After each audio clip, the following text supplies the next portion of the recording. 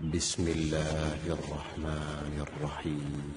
يا بني إسرائيل اذكروا نعمتي التي أنعمت عليكم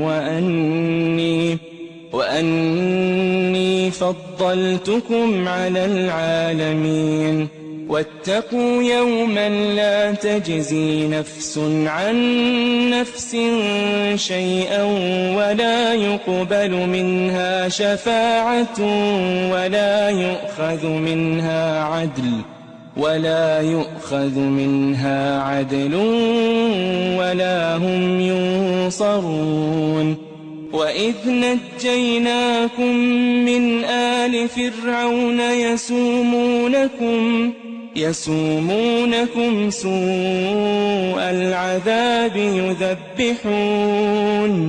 يذبحون أبناءكم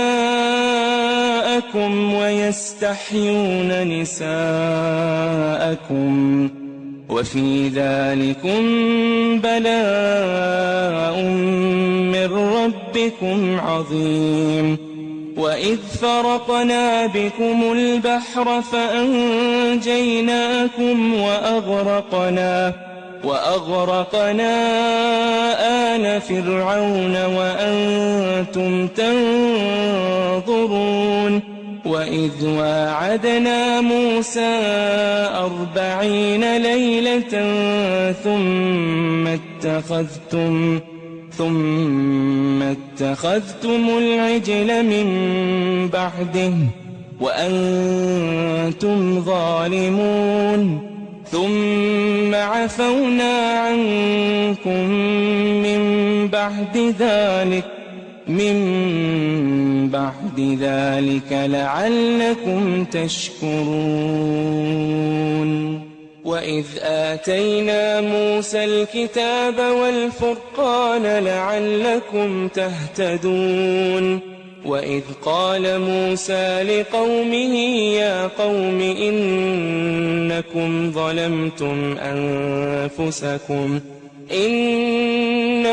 ظلمتم أنفسكم باتخاذكم العجل فتوبوا إلى بارئكم فاقتلوا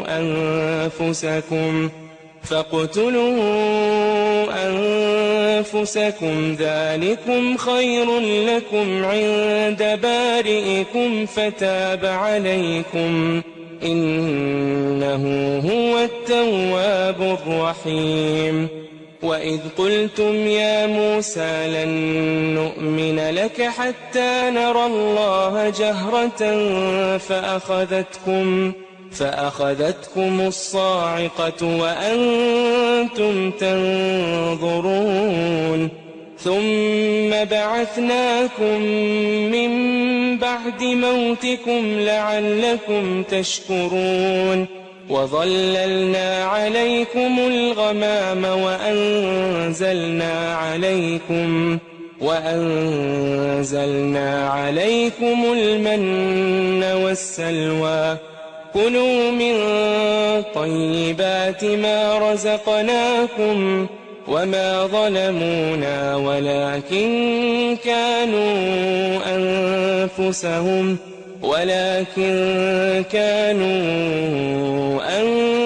أنفسهم يظلمون.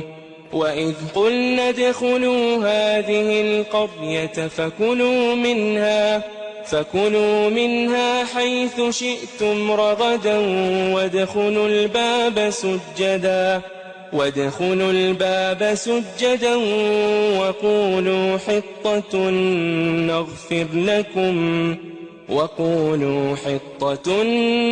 نغفر لكم خطاياكم وسنزيد المحسنين. فبدل الذين ظلموا قولا غير الذي قيل لهم فأنزلنا على الذين ظلموا رجزا من السماء بما كانوا يفسقون. وإذ استسقى موسى لقومه فقلنا اضرب بعصاك الحجر فانفجرت منه 12 عينا قد علم كل أناس مشربهم كلوا واشربوا من رزق الله ولا تعثوا في الأرض مفسدين وإذ قلتم يا موسى لن نصبر على طعام واحد فادع لنا ربك يخرج لنا مما تنبت الأرض من بقلها وقثائها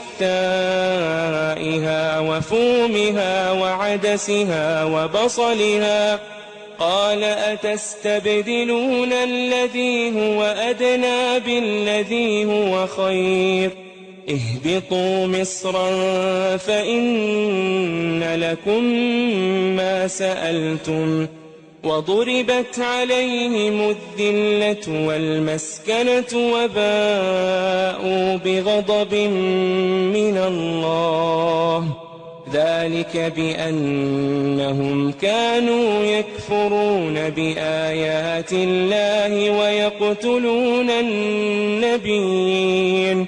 ويقتلون النبيين بغير الحق ذلك بما عصوا وكانوا يعتدون